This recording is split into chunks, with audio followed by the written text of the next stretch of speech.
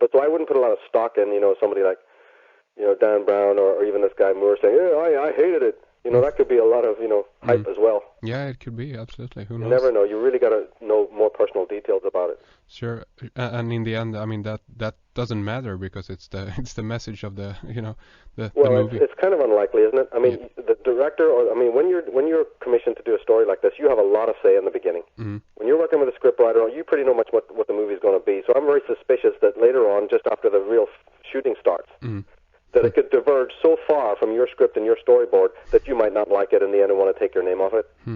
I mean, writers are pretty much involved a lot right up to the moments when the cameras start rolling. Yeah. And many writers have even said, hey, I want a cameo in the movie. My agent has said, not only have I written the script or co-write the script and have all the rights of the script, but I want even a little cameo in the movie, and many studios have even done that. Yeah. So that you do have a lot of rights, and you do have a lot of legal protection. Yeah. So later on when I hear about this kind of thing where I had to withdraw my name because I just hated the way it came out, that can only happen if, you've lapsed in your rights, and they've literally made a movie absolutely without you. Right? Like, the rights of your script has lapsed. Yeah. And some studio has taken your idea. This happened with Robert Crumb, the great American cartoonist. He had no money, so he'd create all these incredible things like Felix the Cat and whatever. And the next thing you know, some Disney had made a whole cartoon.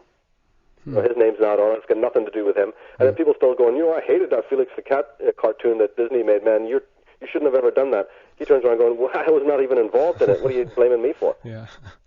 So, again, we've got that. So, yes, obviously, a person can say, I hated that movie that was made of my book or my name.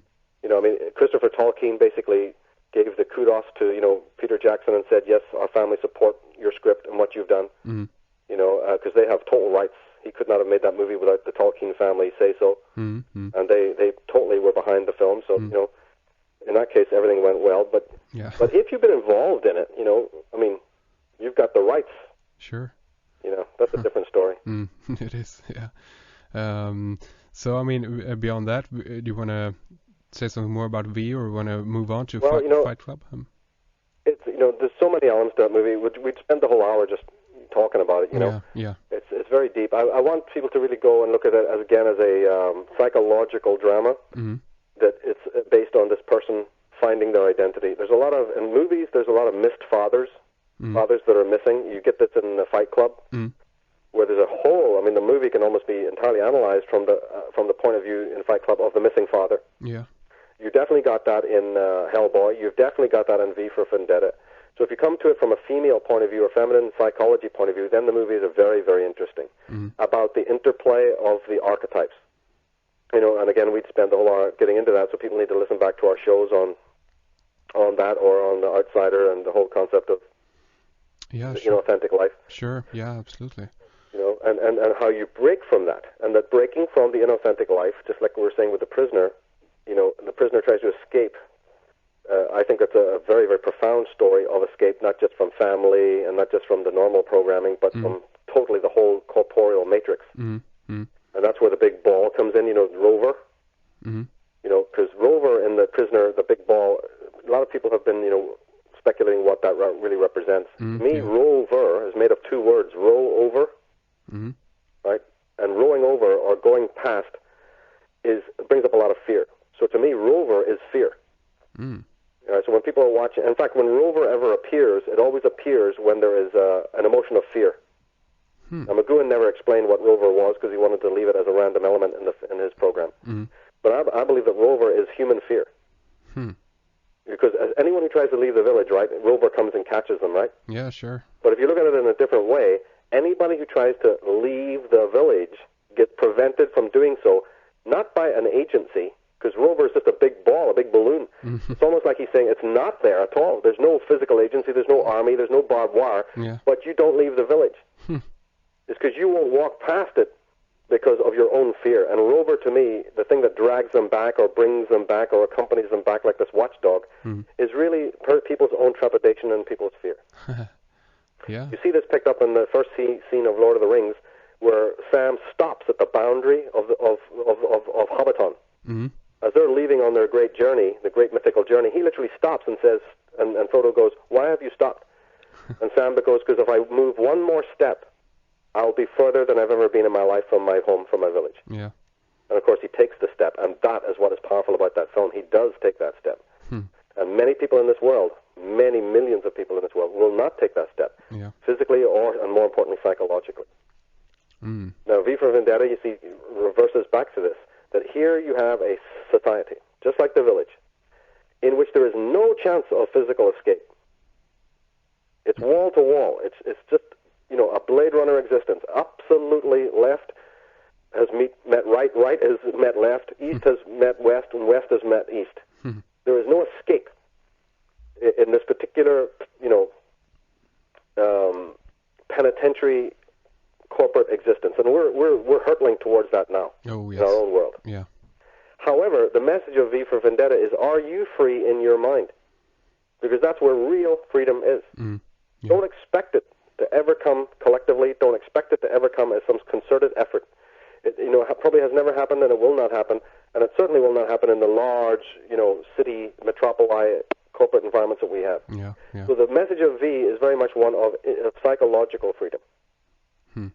Psychological freedom, and this is again a key that I really do like about that film. Yeah, absolutely.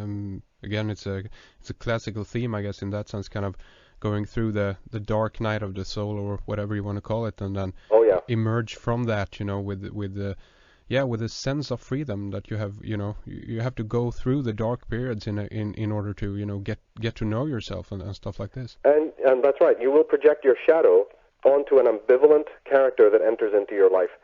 And in Hellboy, which I believe is a very superior movie, and that's why it's one of my personal favorites, is that the female figure in that, and it's not only female figures who go through underworld cycles, obviously, that's good for dramatic effect.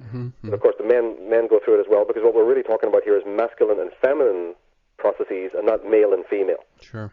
Henrik, I have got emails from people saying, we hate the way that you talk so much about the female, and that you're anti-androcentric, you are darning the male energy in a lot of your work. Okay. Literally, I read this because I'm interested in critics. Yeah, sure. I read everything my critics say. I don't read it if they're abusive, but if they have criticalness, I will listen to what they say, because it's very, very important. Yeah.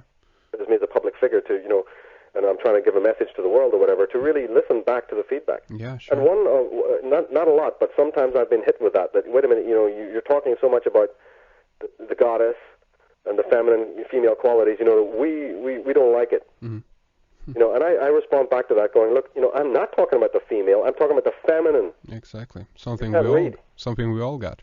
Yeah, I'm no fan of men and women. That's not what I'm talking about. Yeah. Men are just as bad. Women can just be as masculine and crazed out and as ludicrous as the men. Sure. You're all in the same, mess. Yeah. Each person projecting their own garbage onto another. What I'm dealing with is fundamental meta themes that go beyond that. And of course, this is, not understandable by a lot of people. So again, we have to emphasize that feminine does not mean female. There's a feminine aspect of the masculine. There's a masculine aspect of the feminine. Sure. Of the female. Yeah. Of women. And people really need to get into this. Man has breasts. He has nipples, doesn't he? Yeah. That's what I'm talking about. There's a female aspect within the male. Yeah. Women have body hair.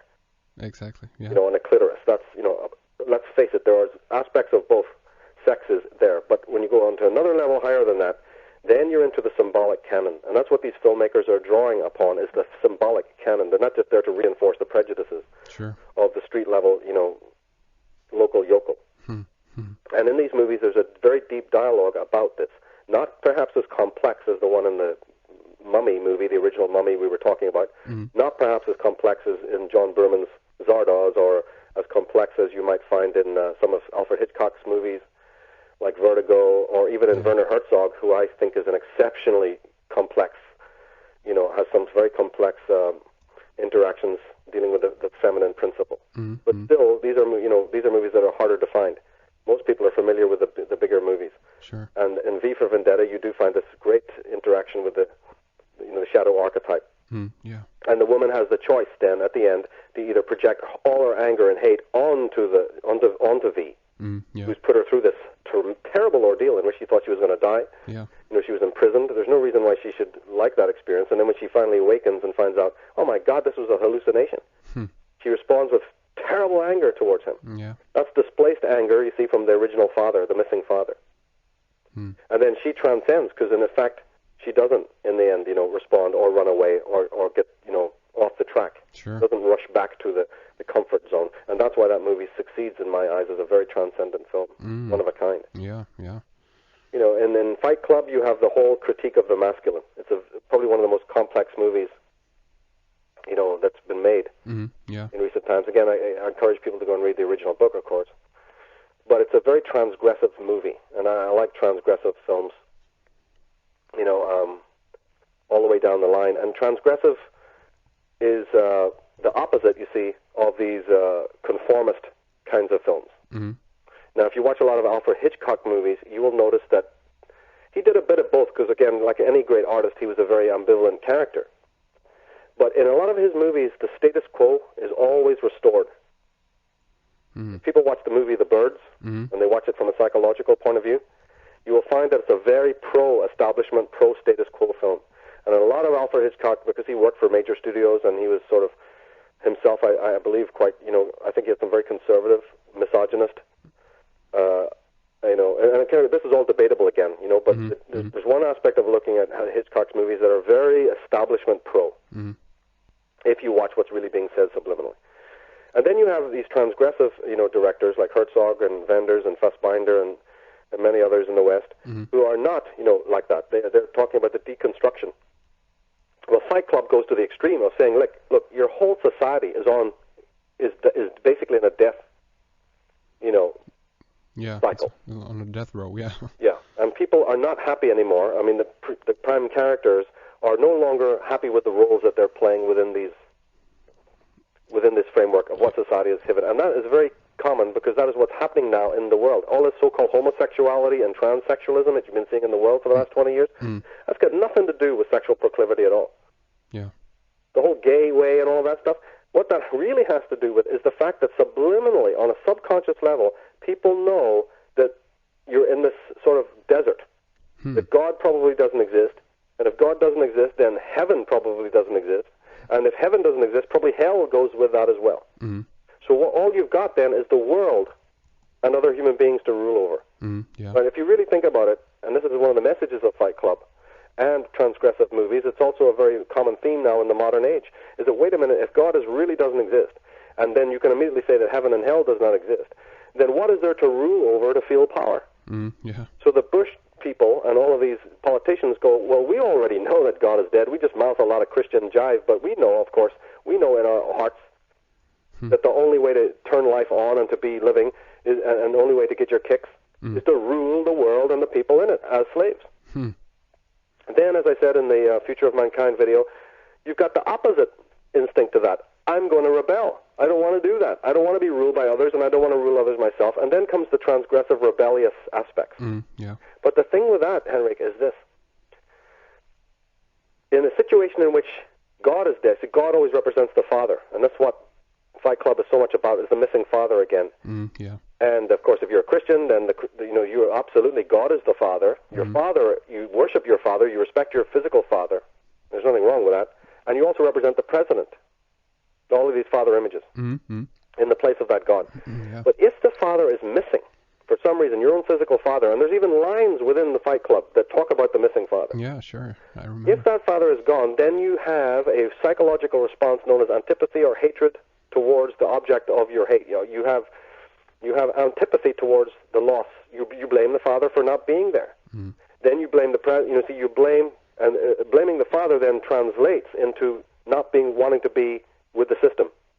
It brings an antipathy towards order, towards stability, towards structure, and towards any hierarchical organization. And in fact, you become a rebel. Yeah, sure. So that's what happens in Fight Club, where the young men become, you see, members of this iconoclastic group that's trying to bring down all established edifices. Yeah.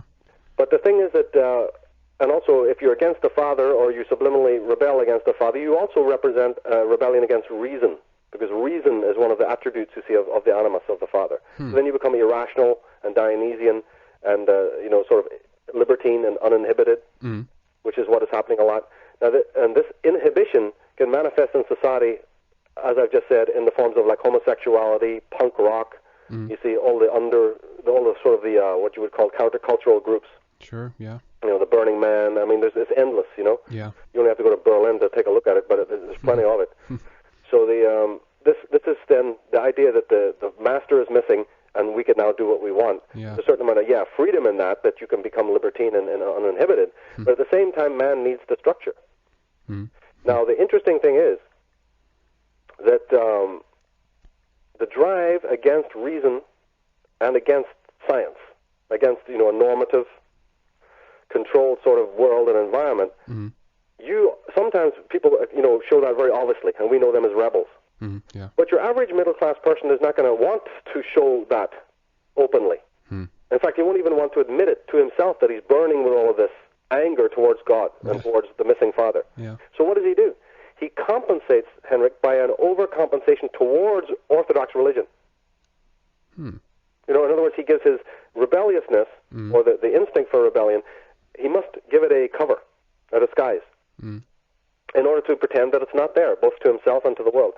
So I then think there's something very amazing in that exactly at the same time as war breaks out in the Gulf, America declares war, the war on terror, which I've always said is a psychological phenomenon.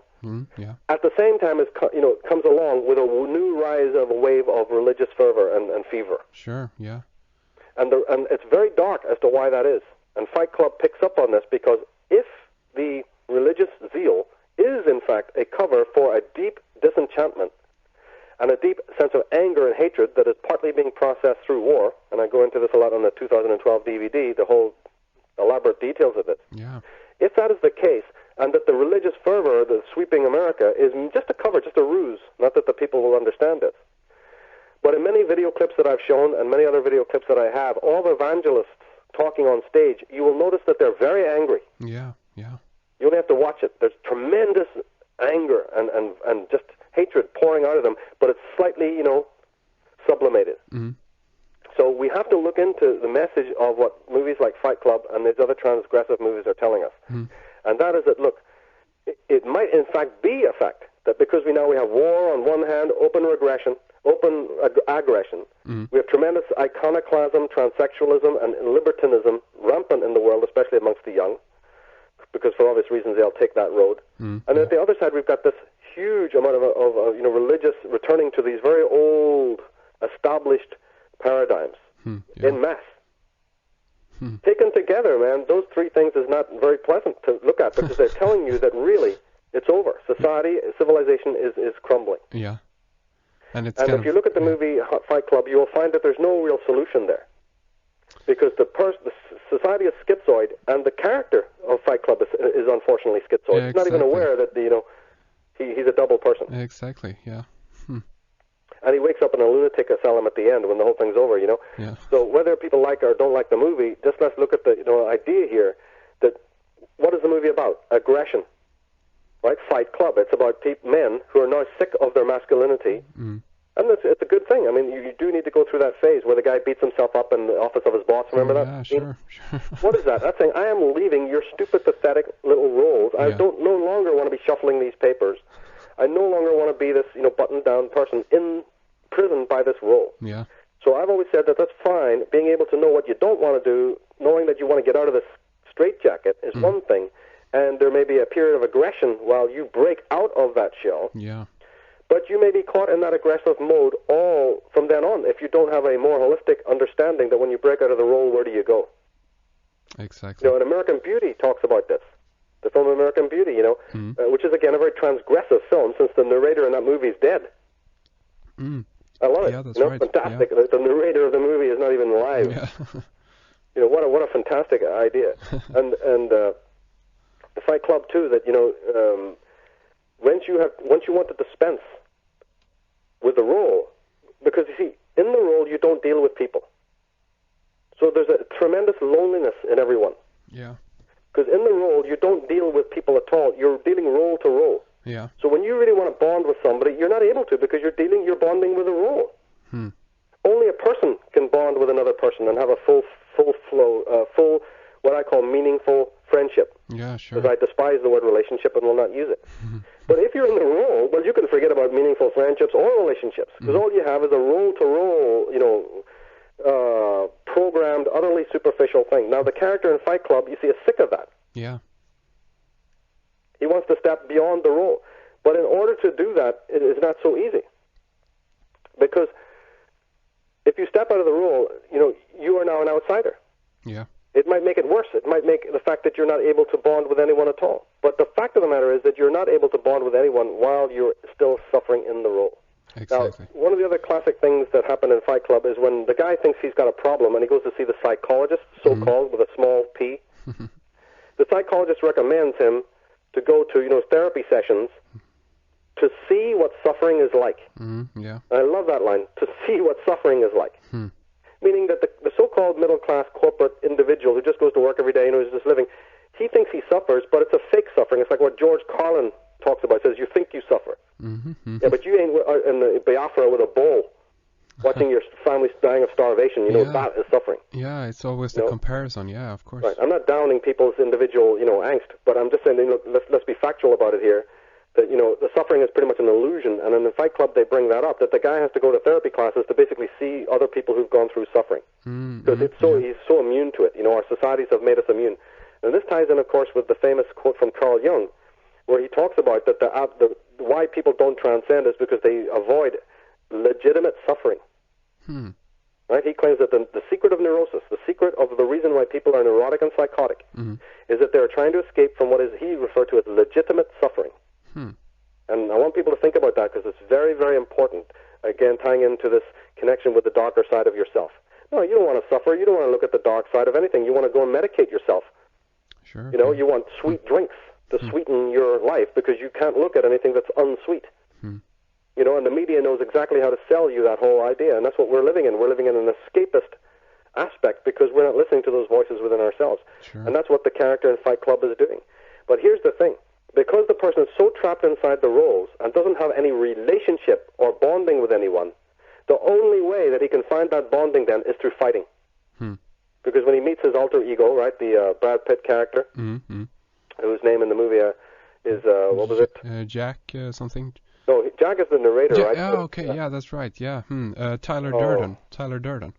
That's it. Yeah. Tyler is his alter ego. And the first thing that basically Tyler is telling him is, hit me as hard as you can. Yeah. Right? That became an important line. Sure. Hit me as hard as you can. Meaning the only relationship that you're capable with somebody is a violent reaction. Now, in Fight Club, they make it physical violence. Sure. But as people who've been following what we have been saying on our shows here is that, wait a minute, you don't have to be having punch-ups Exactly, yeah. to make it violent. Yeah. All human relationships are intensely violent in my looking at it. And Fight Club really is a fantastic film because they're literally showing that, you want a relationship with me? Let's fight. Because it's only a physical, masculinized, very brutal, there's no feeling left. Exactly. There's no sensitivity left in our corporate world, in our society, in this utterly preposterous, fake. It's to me, it's like down to the cellular level. It's like a stimulus-response kind of communication. Yeah, and you may ritualize it, and it may have its own, within ritual societies, fighting, conflict, or any kind of ritual, sparring has an aspect of necessity. But in this movie, you see it becomes like the main thing. It's the main bonding concept. Yeah.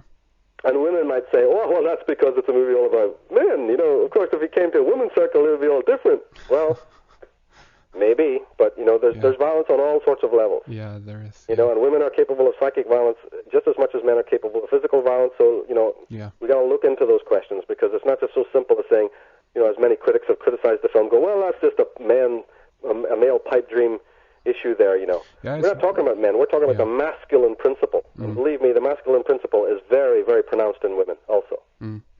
So this is a very, very universal concept here. Yeah. But I just really thought that was a very powerful, idea. And this idea of breaking out of the roles is what you see in the movie All About Schmidt. Where this guy has now become completely useless because, he's got old. America doesn't recognize you if you pass, 40 or whatever. Yeah. So, and his wife has died, and he's pretty much, what do I do with my life now that I'm, past the insurance sell-by date? Yeah. And the guy becomes a drifter. He literally becomes a drifter and goes through all these really interesting experiences. I really adore that film. Yeah, yeah. But he's become redundant. In Vanilla Sky, you see the same thing as, that they're telling you that the whole of your universe, the whole world that you live in, is a world that is projection of your own consciousness. Yeah. Meaning of your ego consciousness. So at the end, the movie is like, can I escape from myself? Can the ego break through its own production? Yeah. And maybe is death the only way that can be done?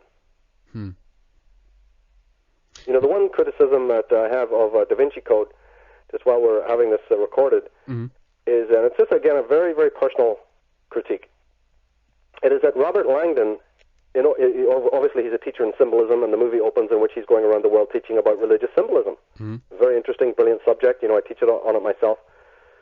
But in the movie, of course, and in the story, they just had to make him Professor Langdon of Harvard. You know, and that has got to go. That is probably, you know, before we even before we would critique the whole content of the movie, to me that is just not happening. You know, the fact that makes it very bourgeois, that film. You know, because the movie is literally saying it's only legitimate to talk about, you know, secret society symbolism or even spiritual symbolism or religious symbolism if you've got a degree from Harvard, like you've jumped through all the hoops and you're a man of the establishment. Of course. Yeah. Well, listen, Henrik, you know from the people you've interviewed on your show, and we know absolutely from the world that when it really comes down to it, there ain't no people from Harvard and Princeton who are even remotely interested in this subject in any kind of controversial way. And in fact, the people who are really pushing the envelope in the subjects of symbolism, people like Jordan Maxwell and others, are way off the grid. Yeah. All right, they ain't jumped through no damn hoops. No. So it would have been so much more an interesting film had they made this person an individual, you know, an ordinary maverick rider, very much as you see in the movie called "To the Devil a Daughter," which was based on it was with Richard Widmark, based on, it was a horror movie, you know, based on the writings of Dennis Wheatley, you know, in which he's an occult expert. Very good film, To the Devil a Daughter, with Christopher Lee and Natasha Kinski. You know, and that guy, the hero, is an ordinary writer, a maverick writer, who you very much see as just an ordinary self-made man. So I really couldn't stand that particular aspect, that here's Mr. Normal, you know, nothing to be very conventional, very establishment, you know. Yeah. You know, obviously it was in the original book, but I really don't know why. I think that's going to lose the younger generation. That's not a happening image. You need to really, you know, that sells the movie to a certain class of people, and it would have been so much edgier. Yeah. And what is the movie about? The guy's, you know, basically comes up against the law through the whole movie. He's either running from the French police or he's running from the British police the whole way through the movie. Well, then why not go the whole hog and make it so that he's such a, you know, he himself is not an establishment figure at all. Yeah, exactly. And that he's coming from nowhere, you know, and he's more of an iconoclast. He's an anti-establishment system person who would have emphasized the fact that that's why he's also being hunted by Opus Dei and the police and all of that. Yeah. So that was one major, you know, critique that I have. It's just to show that very establishment figure, male figure, you know, degreed, lettered, and then he's into symbolism, almost like you have to be that to be interested in the legitimate study of symbolism. Yeah. You know, okay, Joseph Campbell came from, you know, Princeton or Cornell or whatever it was. Fine, there's one good example. But when you're dramatizing it, you know, let's understand one thing, that, you know, even in movie makers like Spielberg and Lucas, you know, these are not people they came from nowhere. It's more of a non-mainstream subject matter, really. It's an underworld, underground thing. People come to my talks and lectures, people that I find who are into symbolism, they're way off the grid. People are not into the establishment at all. Sure. I mean, the Robert Langdon character would have been way, way better had they, you know, made him more of a iconoclast, really. Yeah, absolutely. I mean, it's I think it's at this point it's about avoiding, you know, going through that indoctrination period. That's why people are, you know, being able to break free from the grid in that sense, and that's it. What's in most cases that is what makes people brilliant, because they don't have, you know, gone through the regular indoctrination education. So. Right, and that's why you see there's all the difference in the world between a transgressive movie like Fight Club. You know, in Fight Club they're dealing with a Thanatos instinct. Remember we talked about that when you're committed to the inauthentic life, then the only way to break you from that is the Thanatos instinct, your inner desire for annihilation. Sure, yeah. I remember. You know, in Fight Club you have a brilliant quote where it says, "And nothing is static, even the Mona Lisa is falling apart." Yeah, I remember that. Yeah. You know, this catabolic. I've talked so much in my life and taught about this, that there is your whole Eros versus, you know, Thanatos, and in the Da Vinci Code, you see, it's all establishment. It's selling an establishment message. And when I see a breach like that, it stands out to me like a sore thumb. You know, I want to know why. I want to know why. The author obviously was sharp. The film people are as well, the scriptwriter. Why did they do that? You know, there's a reason for that. It's not just put in there by accident. Yeah. They know they could have made, like the Nicolas Cage character in National Treasure is so much more rebellious. He's like the kind of character that I'm talking about. Mm-hmm. His family were ridiculed all their life because they believed in the Templar treasure, Sure. He just hasn't been able to work it as a sort of a university-type graduate. He's basically hanging out with what looks like mercenaries. Mm-hmm. The Sean Bean character is like this way-out mercenary. Yeah. Sort of maverick, gun-running type of, assassin type. Sure. So the Nicolas Cage character is hanging with a bunch of, real underworld characters. And he himself is sort of real off the grid. That I think is perfect. That really worked for me. Mm-hmm. The only thing that I don't like about National Treasure is the same critique I also have about the Da Vinci Code. And that is that in the ending of the movie, the rewards are material only. Yeah. Okay? People need to focus on this. In drama, in film in general, film criticism, people know this. It's very, very important to see what's called transcendence, that the characters go through a catharsis, and they don't end up at the end of the dramatic piece, like a book, a story, or a play, or a movie. The character's not meant to be the exact same character psychologically or emotionally as they were at the beginning of the movie when you met them. Now, if you really watch Da Vinci Code and National Treasure properly, there is no psychological or emotional development in any of the characters, not one. The rewards that they get for their code cracking and their symbolism efforts are purely material. Yeah. In National Treasure, boy gets girl, gets Ferrari, nice house, and movie ends. And of course, he does vindicate. He succeeds in vindicating his family's legacy a little bit, but that's just pure vengeance. That doesn't represent, an emotional transition. In the Da Vinci Code, hell, they don't even know what to make of the fact that they find out that the woman is, descended from Jesus Christ. They're standing outside Rosslyn Cathedral, and he's basically throwing some, purely, off the cuff, very, very, almost trivial advice to her. They're sitting there sort of mulling it over. Now we know you're, a living descendant of Jesus. Wow, that's really interesting, I guess. And they throw a bunch of very trite sort of, banter about what that may or may not mean. Not one of them has gone through any catharses or emotional. It's so cold. The ending is so cold, so unrealistic. And this is again tells me about the mindset of the makers of this movie. They're not really people who understand the mystical tradition. And even though the character in the Da Vinci Code is into symbolism, there's all the world and of difference between being Lee, right, played by the Ian McKellen character, and all the difference between being the Robert Langdon character, both of whom are into symbolism, and being Leonardo da Vinci, who was into symbolism, who painted pictures that will blow your bloody mind. So taking the movie apart that way, Henrik, it's like, okay, wait a minute, you've got these so-called experts in symbolism who don't understand anything about symbolism.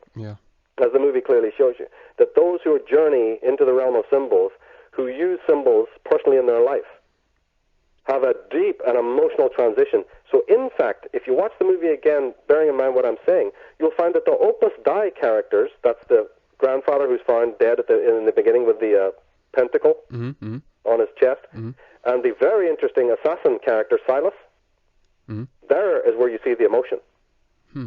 Deeply committed, deeply passionate.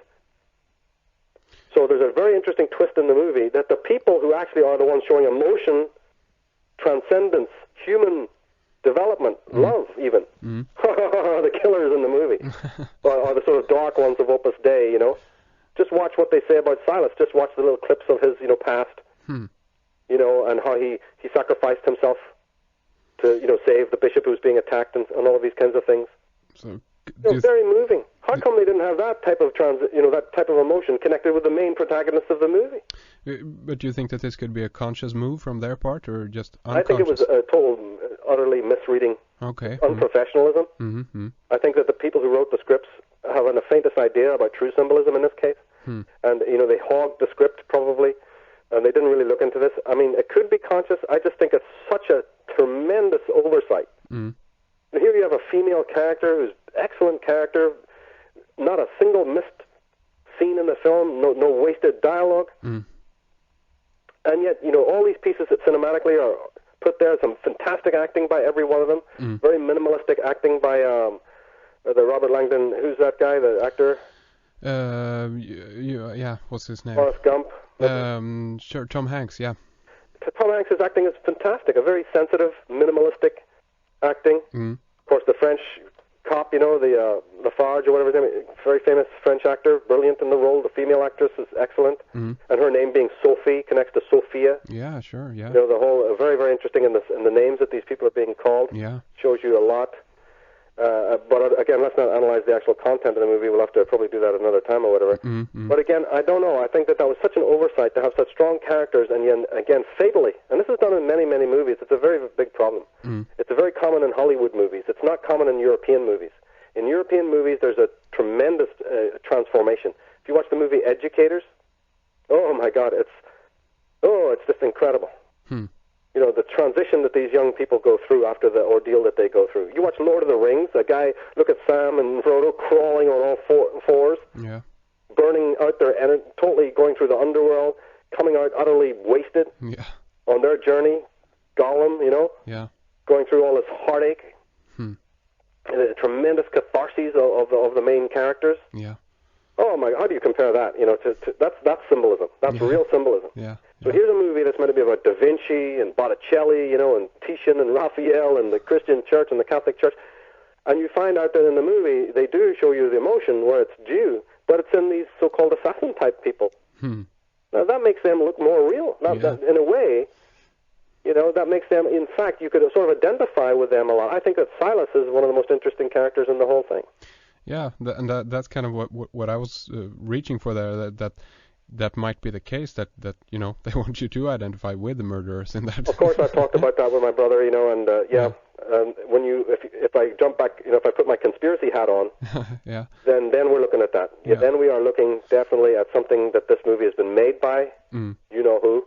Yeah. And that's, of course, millions of dollars just don't come out of the pockets of ordinary people. Yeah, exactly. To get a movie made like that. So there's no doubt in my mind that Dan Brown, and I would extend that even to the people who wrote the original book back in 1982, the three people who wrote the Holy Blood and the Holy Grail.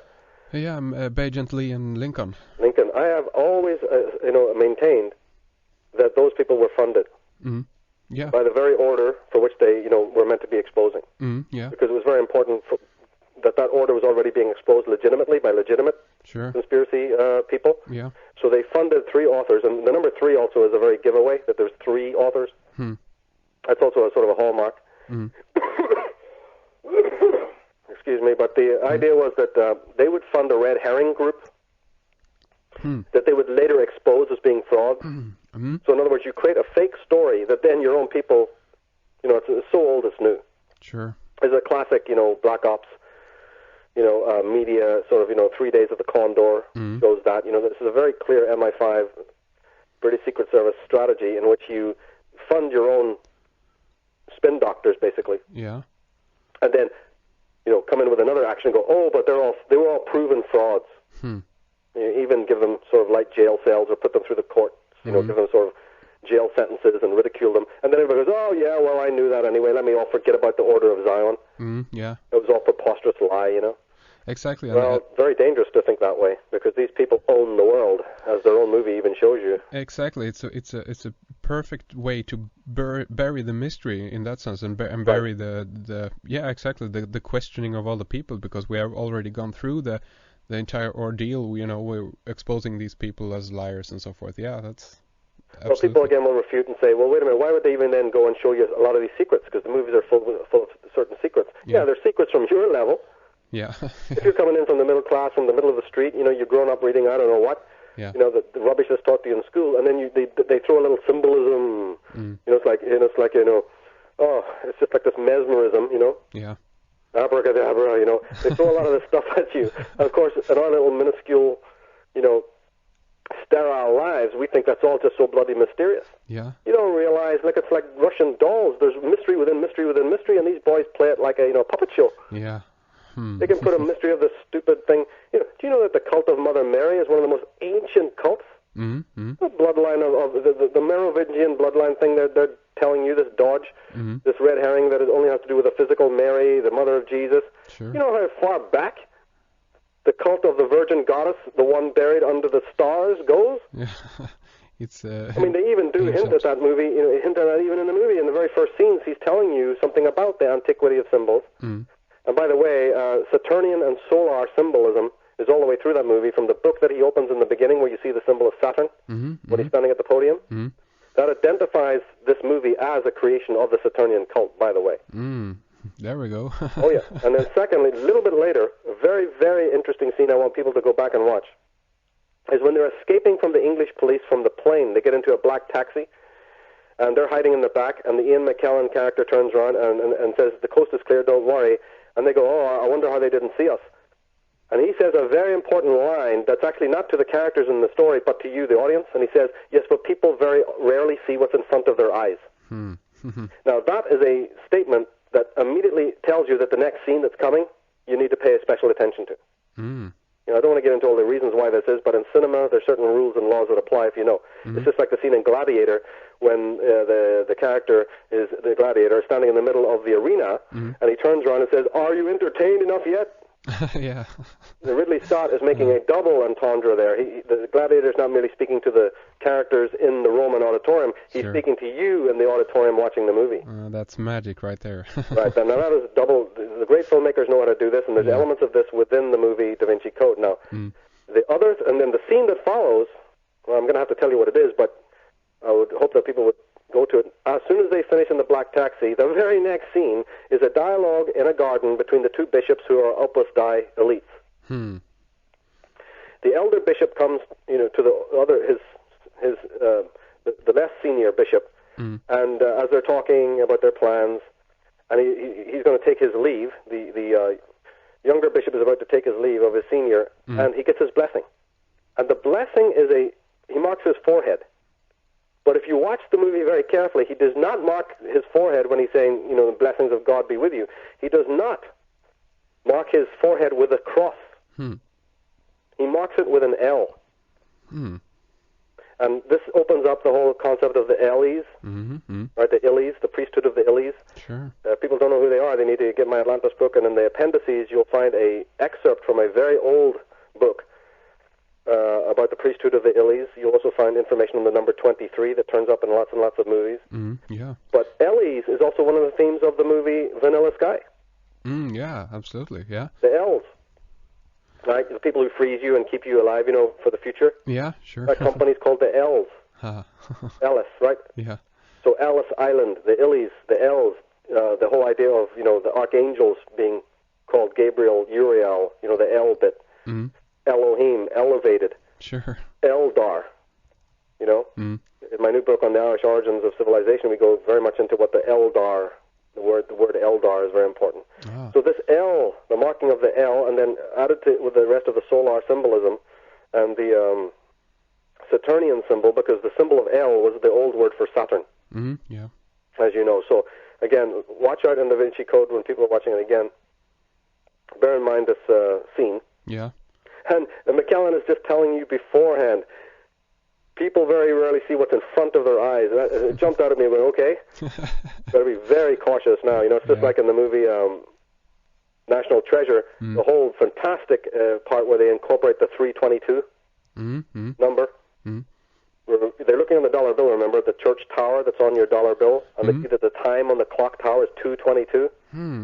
I can remember that right away, but continue. Remember, they're searching for the treasure, and one of the clues turns out to be that the clock tower on the dollar bill is a clue, because that clock tower actually exists in Washington. It was one of the sites of the Liberty Bell tower. So they go physically to the Liberty Bell. Very, very interesting scenes, a lot of action, excellent scenes, and the three of them turn up at the. Again, three, the idea of three searchers, three seekers. Sure, yeah. Very Masonic. So they go to the area where it was Franklin had buried his clues, and it turns out that they work out that because of daylight savings time, it's not 2:22 anymore, it's 3:22. Ah, there we go, yeah. Now, here we go with the big, skull and bones. Sure, yeah. Masonic atomist. Yeah. Symbol 3:22. And so, of course, they go up to the clock tower, and there's a whole symbolism there about 3:22. And when it's 3:22, when it actually becomes 3:22 p.m., a shadow is cast from the clock tower to a window where they then know to find the Masonic brick. So very intricate, very interesting, and brilliantly done scenes. Yeah. Very excellent acting by everybody involved.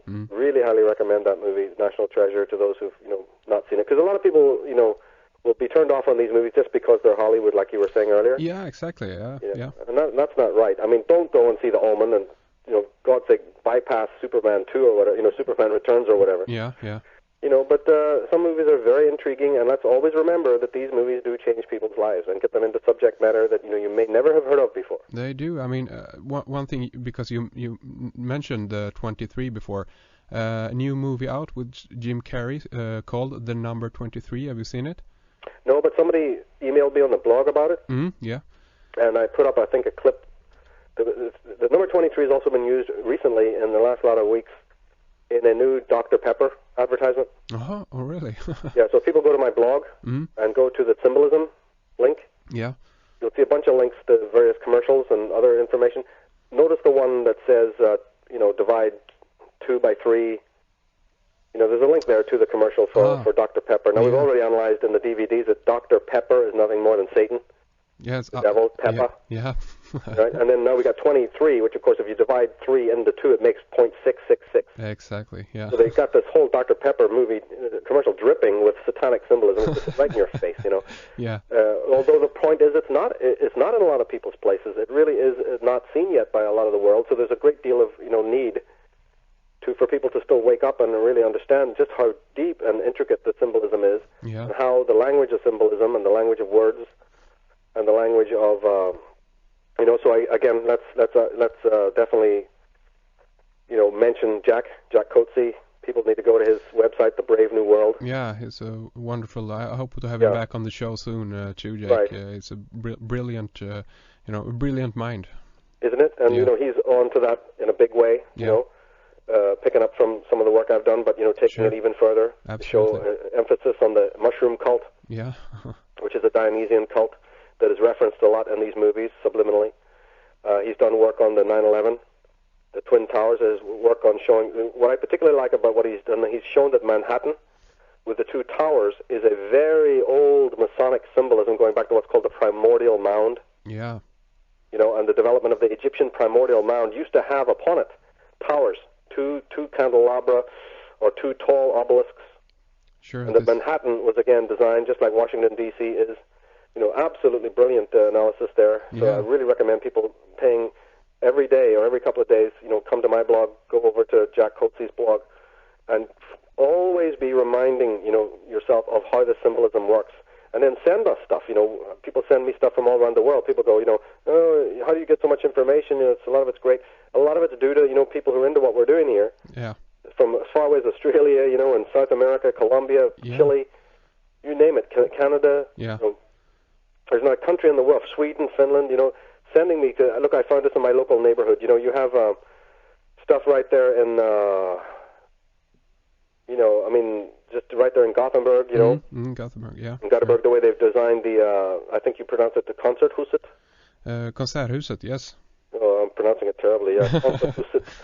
But, the design of that particular area down there is highly Masonic, Yep, indeed. Heavy duty, Yeah.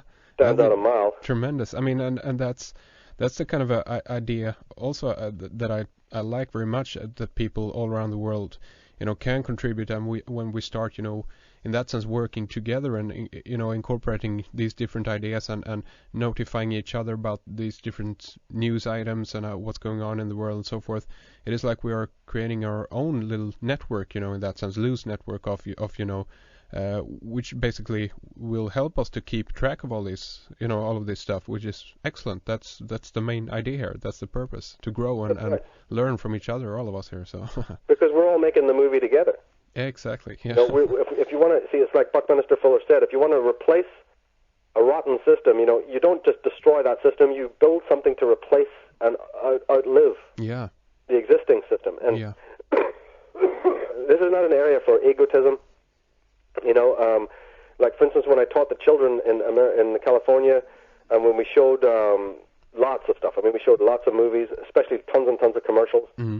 But there was a lot of Prisoner. There was a lot of series called Blake 7, which I don't know if people have heard of, but we showed that to the kids. They really liked that, especially the very rare first episode of Blake 7, which is pretty much a collector's item.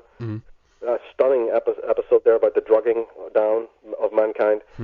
I learned more from those kids' responses the stuff that, I've been studying symbolism since I was 13, non-stop. I mean, dedicatedly, hard, every day, looking at magazines, keeping magazines and, with using the magnifying glass and studying everything, that had to do with subliminals. Yeah. And I learned more from listening to the children talking about what they were seeing than I'd ever done on my own. Yeah. About what they were seeing and what they thought certain things were, and even about the way that it was working on their minds, and more importantly, alternative ways to do it. Because again, I'm not against media. I'm not against television. Yeah. I'm for it. It's just what comes across it. Exactly. Yeah. I'm fantastic movies like 1 Hour Photo, Hellboy. I'm absolutely a fan of this kind of thing, especially Lord of the Rings and other movies that I would say were my personal favorites. I mean, we didn't want to go into what my personal favorite movies are. That's a whole other subject. But again, the medium is very important. Yeah. And we are in our, this is the age and the generation in which we pick up cameras. Look at YouTube and look at Google. Yeah, it's amazing. And go out and make your own little shows and upload them, or people are sitting there showing how to work out guitar pieces, and showing off their own talents and skills. This is a fantastic age. Yeah, it is. Where you can bypass all this jive that tells you, oh, you can't do this and you can't do that, and you're not good enough and all that jive, Exactly. And that's all been embodied by people.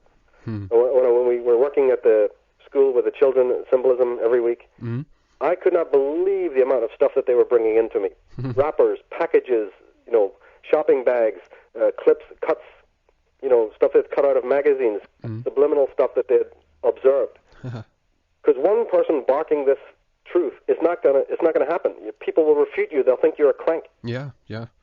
So if you have a community of people going, I believe you, I see it on my own thing. They've just built this thing in my town, or look what they're advertising over here. Exactly. Somebody just sent me a clip, from an English newspaper saying, politician asked for New World Order because of because of global warming. Yep, New World Order required to stop global warming.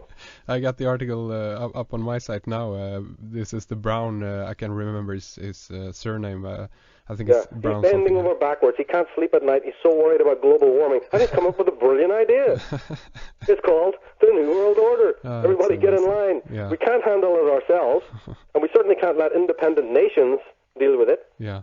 Tribal unions and federations, and we certainly can't allow America to be a democratic republic anymore, where each state rules its own state.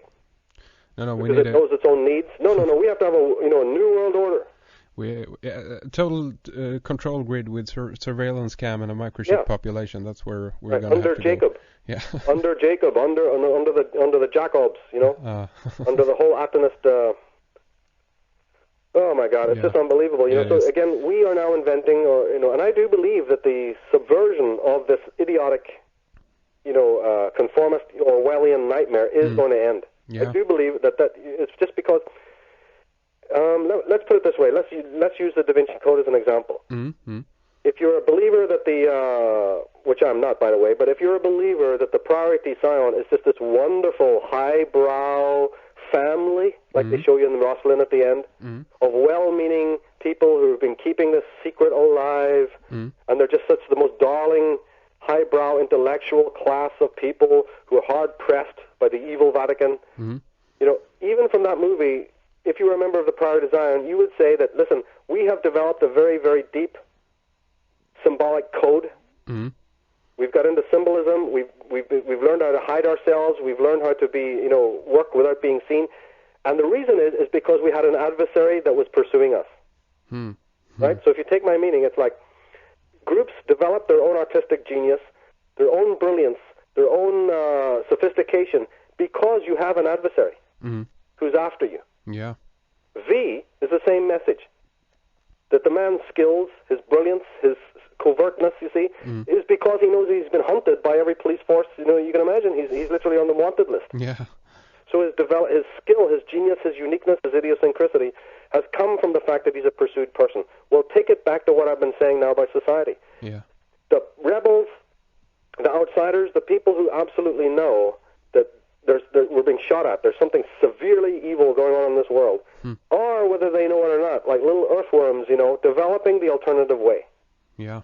It's part of it. You don't get it because everything's rosy. You get it because there's something breathing down the back of your neck that won't let you live. Out of that system, you slowly create, you see, a new pattern, a jigsaw of different ideas. It may not be community. It may not be, going and living in these communities, because that hasn't worked. Well, it may not be that. So don't limit it. Yeah. Don't say, it's going to be this. It'll take that form. It'll be groups of really cool hippie. The hippies tried that. It didn't work. So, maybe it's not going to take that form. Yeah. It could be any number of things. So don't limit what's going to happen. Certainly don't get into frustration, and feed it with your powerful so-called negative energies. First of all, they're not negative, but don't feed it with fear. Exactly. Yeah. Or anger, because then you're like a prisoner being. No matter how he tries to get away, the ball is leading him right back to square one. Yeah, it's totally true. Michael, this has turned out to be a kind of a 2-hour special here today. We have, nothing wrong with it. It's perfect to dedicate some time to these topics. But do you want to kind of finish off on a particular movie, or do you want to round things off right now? I mean, we could talk about, if you want to, some more about either Vanilla Sky or Apocalypto or something like that. No, I didn't really get the chance to see Apocalypto too clearly, but we can maybe leave that for another time. I'm just curious about. I love the idea of the forest, and the hunter, and the idea that Gibson is partly saying that, look, when your society crumbles, because remember that that's what that movie is basically about, and the tremendous quote from the movie is, "A great civilization is not conquered from without until it has destroyed itself from within." So again, that's very reflective of what's happening right now. Indeed, yeah. That our society, as we were talking when we were speaking about Fight Club, could be on its way out. Yeah. Ergo, then what's the future when you step out of those roles? Apocalypto is trying to give you an idea of going back to nature and not fearing the fact that the walls break down. That could be a great liberation. Could that be? I've been also mentioning that in my solution, aspects of my talk. That look, when you predict what's going to happen between now and 2012, and you're leaking all this fear, why don't you see it as something actually positive, where it could be the ending of illusion? Sure, yeah. It could be the final breaking out of all this illusion that people are just so encompassed by. Could it also be because there is now a fascination basically about stuff like the Maya and the Aztecs and the South American tribes over there? At this point, could this be kind of evidence in some sense that we're approaching this time also because we're kind of looking at other previous civilizations who've gone through similar periods? We're trying to pick up, if we can learn something, if we can understand why this happened. Could it be a hint? That's what I'm saying here. Yeah, it's coupled with the idea that any dark people are shadow. So Gibson, the sort of white establishment, anyone making a movie where they don't really want to face something about themselves, often psychologically projects it. So the darker people of the world, it's that old colonialistic idea that it's them. They're the butchers. They're the evil ones. So, but bearing that in mind, still the movie works because it is a critique of America, of the Americas, of hierarchical society, of the idea that you're not spiritual in yourself. It's a priestarchy who's going to tear your heart out in the name of God. Yeah. And also, apocalypto, right? The idea, that's a very Christian term, that, there's an ending cycle that takes place. Yeah. And in that ending cycle, there is schizophrenia, just utterly schizoid people walking around who are not connected to their inner being, who have no values, no morals, because they're always waiting for the priests and the teachers and the system to give them those guidelines and those handrails. They have no inner compunction. Yeah. This is again why I keep pondering on that interesting division in the Da Vinci Code, that the people who have the conviction and the morality and the sort of the spiritual conviction are the Opus Dei hitmen. I don't know what to make of that. It's like bizarre. I would have preferred to see it in the protagonists. Sure. And the fact that it wasn't in those protagonists is very, very disturbing to me, to have these sort of like drifting middle class, or actually in his case, he's upper middle class. Yeah. Actually kind of rather sterile people. Sort of caught up in this mystery. Yeah. But kind of like almost themselves personality-less. That to me is what stood out. And maybe it was conscious, I don't know. Yeah, who knows? In Apocalypto, the idea is that there's tremendous and hostility within human beings. Human beings embody utterly, tremendously demonic forces. And that in the end, we might find that humanity Remember we're talking about that post-human world after 2012? Yeah, indeed. I've always speculated that, look, no, it's not that humanity is going to be wiped out. It's that humanity won't want to be humanity. Humanity will get so sick of its own emotions because it doesn't know how to deal with emotions that it will then become very cybernetic and technotronic. Or it's just that human beings utterly lose their humanity within. Or that they get so sick of living amongst other people who have no soul and who are acting in a robotic way that it's not as much a threat to feel that you should go back and live in nature, because of the two, it turns out that living amongst the nature again is even less threatening.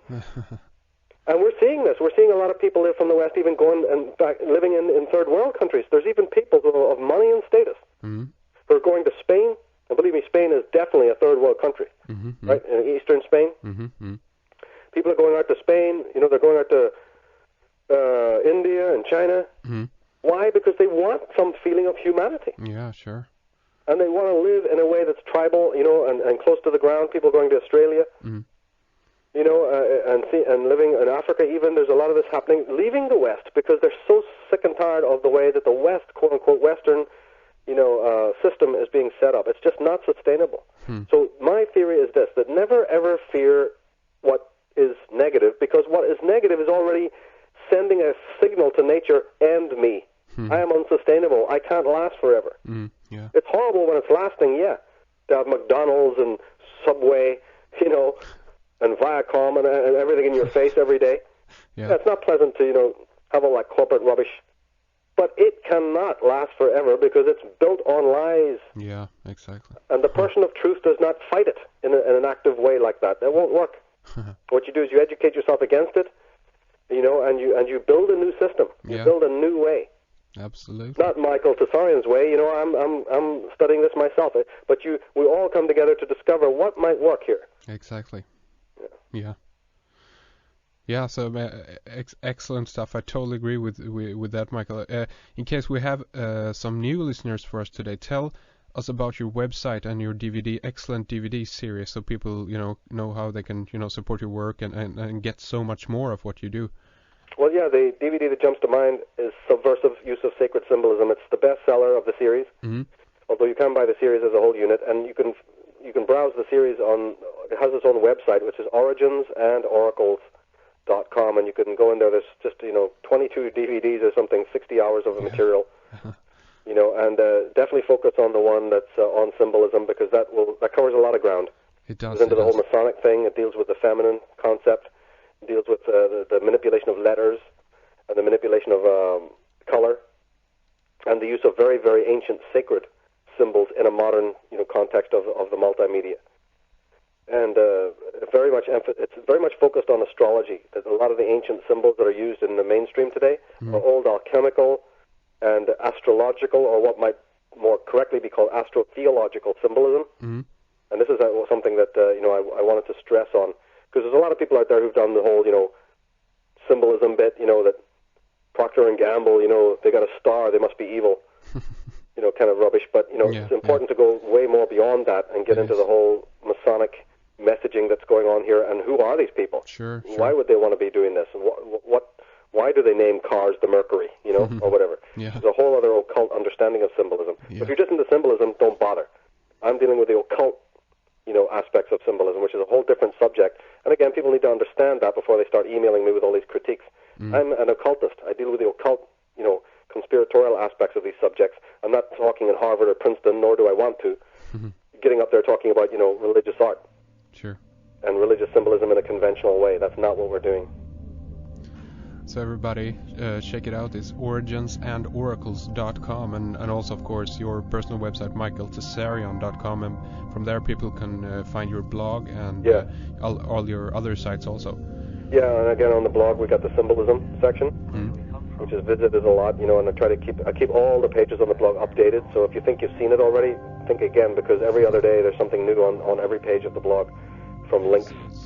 You know, and of course some of this stuff is linked to YouTube and Google, where what we link to is not there very long. So you're going to miss it, you know. So make sure you're coming back regularly, because some of the links, you know, they appear, then they disappear. This is one of the downsides of Google and YouTube. You know, I mean, I understand it, of course, but, you know, again, if a couple of weeks go by, you could miss something really heavy, really something very interesting. Absolutely. Okay, so we're going to finish off with this segment, but Michael, again, thank you so much for coming on and spending some time with us, and we will talk more in the subscriber section. Okay, excellent. Thank you, Henrik. Thank you. We are going to continue our talk with Michael Tsarion in the subscriber section. We are going to spend some time talking about the tarot and the origins and age of it. We'll also talk about the connection to the regular card deck, and also about eschatology and Catholicism and a whole lot more. So I hope you'll join us.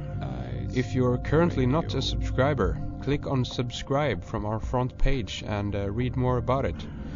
If you like this radio program, do consider signing up with us. This is the best way to help and support what we are doing here. The website, of course, is redicecreations.com. Stop by daily to follow along in the news, and don't forget to check out our forum. Thanks to producer Fredrik Palmgren, and a big thanks to you for tuning into the show. We will be back on Sunday again with a new program lined up. Until then, take care.